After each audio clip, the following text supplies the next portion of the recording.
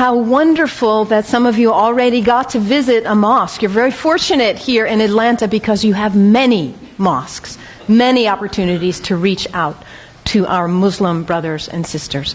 In the whole state of Vermont, where I hail from, we have one. So you have no reason to not visit. It's right around the corner from you. There are mosques everywhere. And it's important that we visit because Islam is the most misunderstood and the most maligned religion in the world today. We are being whipped up into fear of Muslims. And when we are afraid, we're stupid, actually. We're operating out of just that reptilian part of our brain. When we're afraid, we don't have access to our higher functionings, our whole self, the power of the knowledge in our hearts, our whole being. We're resigned to a small place of living.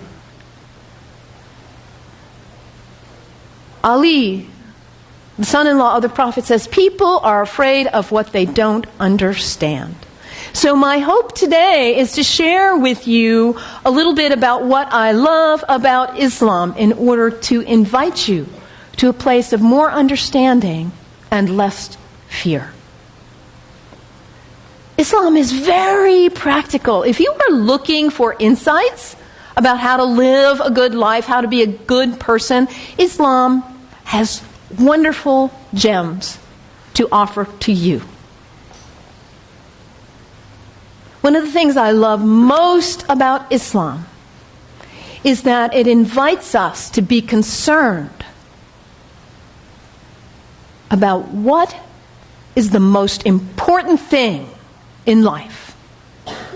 To get our priorities straight. What is it for you?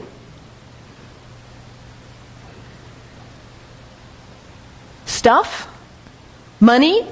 Power, prestige, family, kindness, service, love, art, compassion. What is it for you? If you get nothing else out of today, take that one question and live into it. And if you don't know the answer yet, find out. What is it for you? What's most important? In Islam, the answer is very clear. La ilaha illallah, Muhammadan Rasulullah.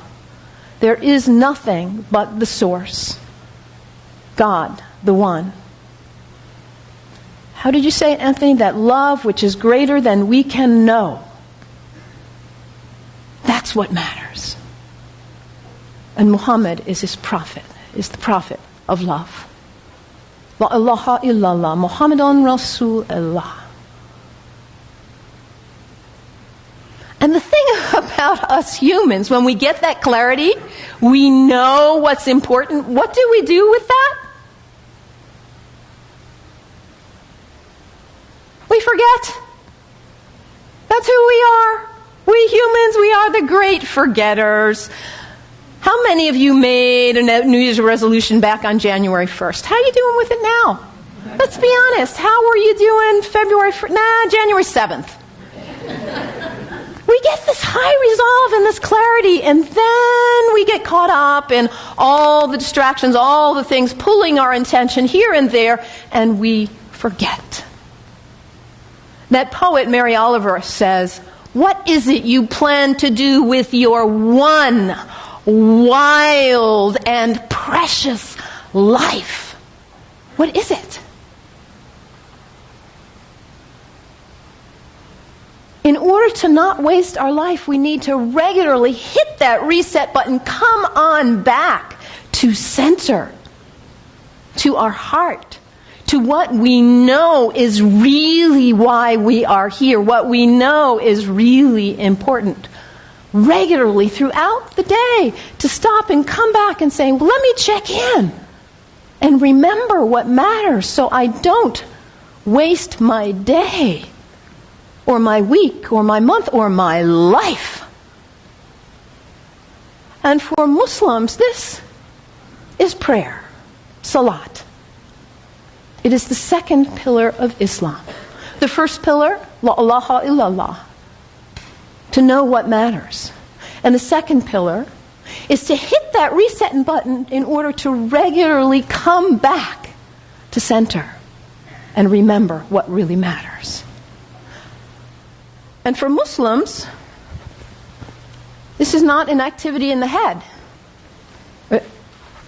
It's an activity of the whole body. Allah Akbar, Allahu Akbar. Bismillah ar-Rahman ar-Rahim. Alhamdulillah, Rabbil Alameen. Ar-Rahman ar-Rahim. Malik Yawmiddin. Iyyak na'budu wa iyyak nasta'in. As-siratal mustaqim. Siratal ladhina an'amta alayhim. Ghayril maghdubi waladdallin. Amin. Allahu Akbar. Allahu Akbar. Allahu Akbar.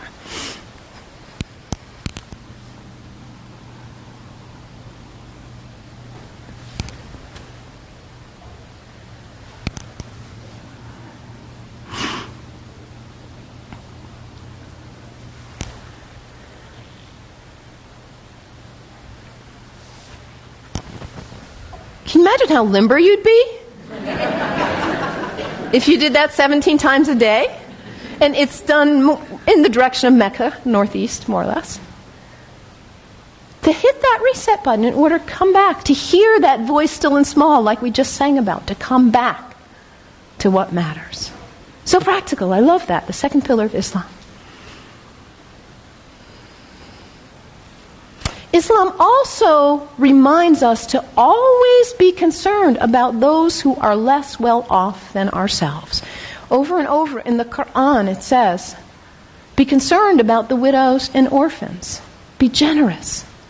I brought some soup as a symbol of generosity, giving, donating to food banks, giving to people who need food. I think about Muhammad almost like a spiritual, a social genius. He himself was an orphan. By the time he was 6 years old, he had already lost both his parents. He knew marginality. He knew it. And what happens when there is imbalance in a society where there are some who have a lot and some who don't have enough? What happens here? Those who don't have enough are suffering, aren't they? Out of their lack of nutrition, food, healthcare, hygiene, educational opportunities, they suffer. And in their suffering, they may experience illness. Their illness doesn't stay there, does it? It spreads to the rest of the people. And in their need, they may choose to engage in criminal activity just to try to put food on the table. And that destabilizes the whole society when you have some without and some with too much. And what about the people with too much? Greed is spiritual bankruptcy. We cannot know well-being in our hearts when we are surrounded with too much while others are suffering. It creates instability. And Muhammad, peace be upon him, he was a spiritual genius, saying, let's bring it back into balance. Let's give. Let's be generous. And this is the third pillar of Islam, zakat, generosity. I love that about Islam.